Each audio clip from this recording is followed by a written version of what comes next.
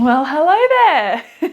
Welcome back to my channel where we discuss all the things of the feminine advantage. So honing in your feminine fire, really activating it, and so you can live a more empowered life, so you can be the woman that you always dreamed to be, and you can live with like healthier relationships around you that actually make you feel delicious and safe. And this is my own experiment as well. So my own disclaimer, my story is being mum and trying to like hustle and start up a business. It was all getting a bit much and I felt really overwhelmed and frustrated. And also there was a bit of shame there on like not having been more successful yet when you hear and see all these other stories, and comparisonitis flew in. A lot of self-doubt was there. And I found myself in this like 3-month just slump of like no energy. I was also part of that, I was pregnant. So the first try had something to do with it. But I was also just like no motivation to even do anything or go forth. Me and my partner were in a bit of a sticky situation as well. And then it got worse from there. But this is my own experiment to then lean into the feminine more, because I realized I had a lot of masculine wounds, or have, still healing, always on this inner work journey. And I want to prove to myself and you guys and lead you in the way to show you that leaning into the feminine aspects of your like innate qualities makes life easier. It makes you more like flirty and playful again. You become more magnetic because you're like enjoying life, and happy people are just so attractive. And also flooding in with the success that you're after. So like the money, the freedom, the experiences that you really, really want.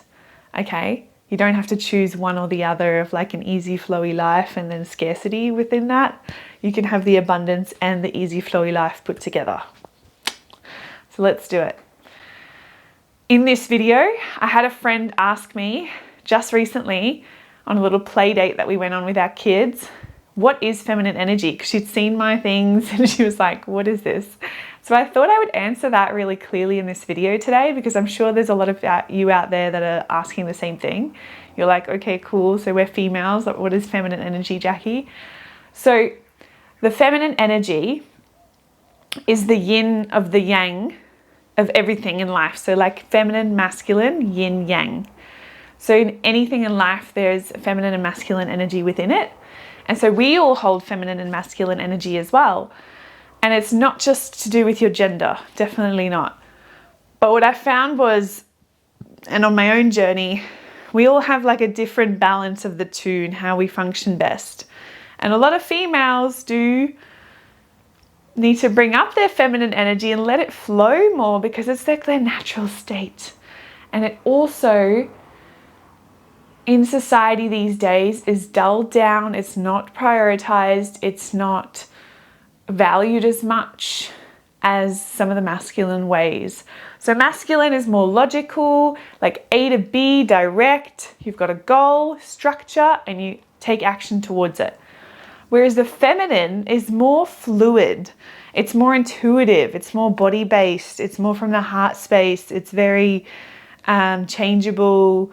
It's very creative. So it's always like shifting, changing, emotional, which, I mean, if anyone's in a relationship, they probably can relate to that saying of like, you know, women have that emotional roller coaster and the men are usually the steady ones. I mean, different in all kinds of relationships, but that's kind of a stereotype that's out there. So I want you to reflect on which one of these you kind of lean on most at the moment. And then I'm going to get into more of what the light and dark energy is as well, because there's a light feminine and a dark feminine energy within you as well. And so someone, after I explain these, we'll actually go into simple steps that I've taken so far on this journey to amplify my feminine, to heal my masculine as well. Because when the masculine is healthy, then the feminine feels safe to be expressed. And same with like when the feminine is healthy, the masculine feels like it can be there to support more as well. So it's really about balancing the two and making them both healthy. And there's actual practical steps and like inner work activities and exercises that you can do to elevate that for yourself. So back to the definitions. So light feminine energy is like the upper half of your chakras. So it's more like that creative, flowy, spiritual, fun, lighthearted, playful energy. So it's more of like that younger, youthful woman that you might think of, or a lady, bit flirty, bit, what else did I write on my notes? I always make notes for this. A little bit more submissive as well. So kind of going with the flow more. And there are some archetypes that you can kind of link to this as well that have more of that lighter feminine energy, which would be, I'd say, maiden and mother. So there's like 7 archetypes that people talk about as well when they're talking about feminine energy. We won't get into each of them now, but just so you can get an idea, the maiden and the mother are a little bit more on the lighter side, okay? And same with the lover. So they're a little bit more like in the sensual, they're fun, they're playful, seductive, youthful, you know, a little bit innocent as well in a way, and nurturing. Whereas a dark feminine energy is more of that really assertive, strong fire inside, like that lioness, if you want to picture it as like an image. The lioness that comes out like when you are a mother as well and someone bloody messes with your kids or something. Whoo, that turns on, right? So that's that dark feminine energy where you're just like ready to fight. But it's also very powerful, very intuitive still, very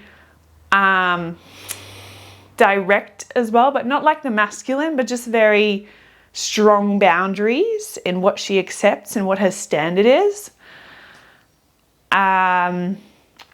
Demanding of the energy that she holds, and she just accepts herself so much that like you can sense that when you walk into the room and there's some strong dark energy or feminine energy. It's like wow. Now there's different ways to like activate that and heal that within yourself as well, because I feel like in my own personal story I definitely leaned more on that lighter feminine energy. If I was tapping into my own energy of like the feminine, I was more like the playful, people would walk all over me sometimes, there's a few stories of that, because I was so forgiving and because I always wanted to see the best in everyone, and I didn't hold my own standard high to like protect myself first. And so owning both of those parties is very, very, very crucial too, to like live and be the woman that you want to be. So now to the practical stuff. So the steps I've taken, and I'll tell you some stories with it as well, to embody both of these and embrace the feminine more. First one is to be more vulnerable and have those confronting conversations. So this is part of the darker feminine energy, because you're going forth, you're opening up yourself up, you're very vulnerable, you're talking about your emotions, but you're also just, here it is, let's figure it out. You know, you're not hiding from that like harder stuff, you're confronting it. And the key piece I want you to walk away with from this is that feminine is also very, like masculine is very outcome driven, like they know the goal, whereas feminine is a bit more, you're kind of detached from the goal. You're enjoying the process more. It's more about the beingness rather than the doing and getting there. So when you're doing these vulnerable conversations and having these confrontations, it's not necessarily in a controlling way of like, I'm confronting you about this because I want you to, like a manipulative way, because of a certain outcome that you're wanting after. It's more about just opening up the conversation and being open to whatever they may say. Maybe they say yes, no, maybe they accept it, maybe they shut you down. However it's taken, like you've still come up with that vulnerability, you've shared or confronted, And whatever their response is, it's not your responsibility, firstly. And secondly, no matter what the outcome is of you confronting and doing that vulnerable step, you still win, because you have just casted a vote for you to be more authentic, to be more vulnerable, and have that vote of like courageousness on your side, because you've taken that step. So if you're sitting there umming and ahhing if you should say something or not, I encourage you to say it. Especially if it's something really pulling you and it's very emotional and you want to talk about it, say it. Let go of the outcome and respond in the moment. And there you go, you have like a vote already. Even if it gets shut down, like fuck, that can feel shit sometimes. That's okay. You did the step. That's your win. That's your like celebrate good times. Yeah, look at me go. And this has been present in my own life because there's been a bit of family shift going on. There's been a lot of stumbling blocks in my partnership. So we're in those early years of parenting and it can be very, very stressful. And we've had some financial pressures, and then on top of that, we're not ready to share all of it, but we've had to really be open and have these deeper conversations with ourselves and with each other. So it's been really empowering just to step into that, not pretending to be okay, because I would always do that a lot. I would be that, I want to be positive, shove it under the rug kind of way in the old times, and that's just not me anymore. And I'd hope that you don't do that, because at some point it will burst. You will hold bitterness and resentment, which is not a good thing. You have to do that forgiveness work, okay? And so, yeah, just by opening up and doing these conversations, you're also inviting the masculine energy to step up and be there to like hear your emotional side, because they actually want to know what's going on in your body. The masculine responds really well to you speaking out about how you feel, not blaming them and accusing them and criticizing, but just more talking about like what you're feeling in this moment, in that situation, how it's feeling in your body, even in a positive way. If you're talking about things that you enjoy, they'll make sure to give more of that to you and provide more of that for you. So that's one way as well. We've kind of worked through some of the things in our relationship. I've been really like stern on like what I do want in a relationship, and just casting that vision and being like, well, look, this is what I really desire, and just leaving it there, you know, and knowing that I deserve that, because what I desire, I deserve is one of the key things I've learned from another beautiful coach. What I desire is what I deserve. So allowing yourself to dream and dabble in those desires.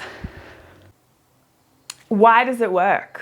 Like speaking up, confronting, being vulnerable, taking those courageous steps and having those conversations. Why does it work? Well, firstly, the nervous system of our body. So whenever something happens that's a little scary, you get through it and you didn't die. So you're like also getting a score of like, oh, okay, that was all right. I didn't die. I'm okay.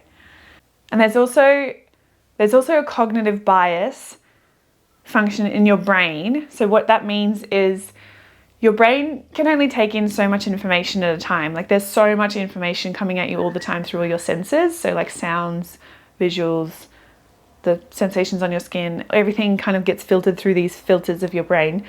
And over time, as you grow, it creates these like filters depending on the beliefs you've created. So if you have a belief of like family is safe and sound, then anything that kind of is not that, it kind of filters out, because it's like, we don't have the energy for that. That's not right. And then all the like other evidence of family being safe and sound filters in, like experiences and stuff. But also simple things like, if you're like biased to, let's say you always heard all your life that like Toyota cars or whatever brand you want to insert there are really reliable. So then you've created that belief subconsciously, like you don't even realize it, or maybe even through all the subliminal messaging of like advertising, that's how they do it. The more you see it, I think it's like there's a certain amount of numbers of times that you need to be exposed to it for it to like store. And so the amount of things you're being exposed to, sending that same message, you start to believe it in the back of your mind. So then your mind sees that information of like, oh, look, there's a Toyota. That must be a good car. Whereas like other brands that you haven't seen much of, or you maybe heard some other stories about having problems, you're kind of like, oh, no, this one will be a better car. And a lot of the times we just think it's like I don't know, I just think it's this one. Cognitive bias is at play because we've had these past experiences, right? And so the same thing can happen with this vulnerability project of you putting yourself out there, taking that step, and then your brain going, oh, okay, so standing up for myself and speaking out about how I feel is actually a win. Like I'm winning and it's not that bad and I can do it. You know, you're creating that different kind of belief in you, so then you can do it more and more as well with more ease.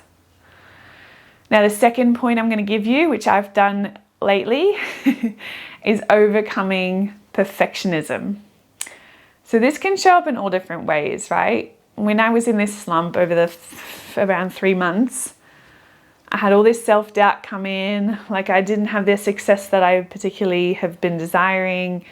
And I felt a bit of shame around it because I've been like a very high achiever in my past, and then just business not working at the moment really took a slump and a bit of a stab on my self-esteem. So that was crumbling. And then also just like pretending to other people that everything's fine or having to like feeling like I needed to keep it all together because maybe deep down I was feeling like it was all kind of falling apart, and with all the stress that we were feeling financially and within our relationship. And so, yeah, what did I do to change that, to overcome the perfectionism? Well, this is where body work comes in. One of the modalities is to dance, to move your body. And this can happen in all different ways, like just expressing yourself, how you feel, put a good song on, just go for it. Because dancing is really like one of those things where you can't mess up unless you want to be a professional dancer and you want to hit those moves. It's still about having fun and expressing yourself. It's still about feeling good in your body and getting that energy flowing, okay? So then making mistakes is all right. And then transitioning that learning as well through taking action. So just making things happen. You don't have to be A plus student, just taking an action and being okay with like an okay result, okay?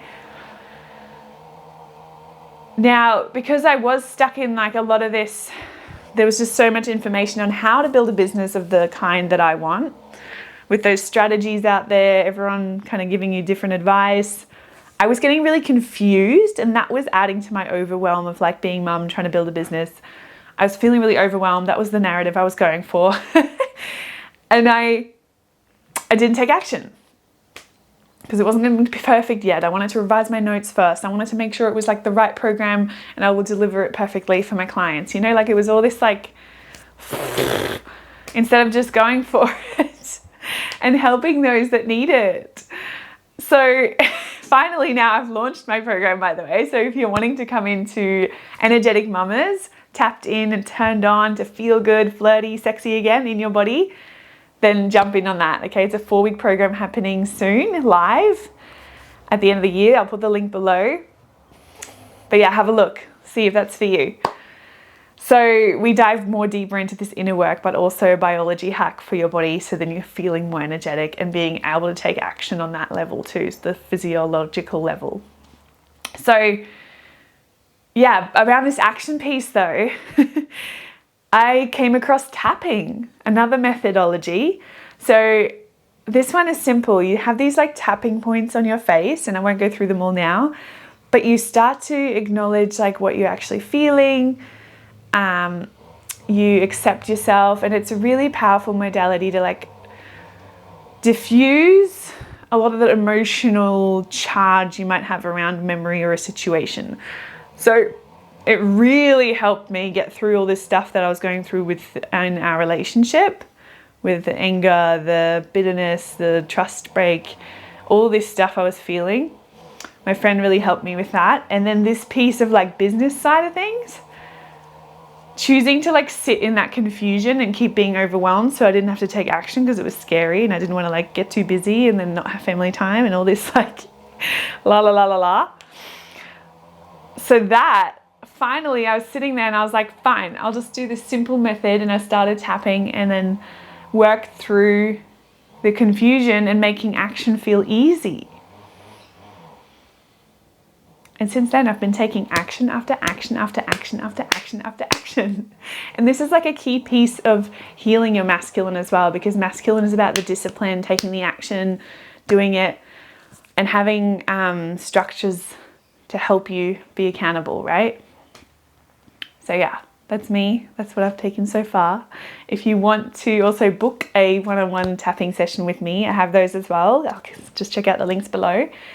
But yeah, I'm really excited to bring more of this to you guys so you can tap into more of your feminine qualities, feel more on fire, trust your intuition, and just go for it, you know, just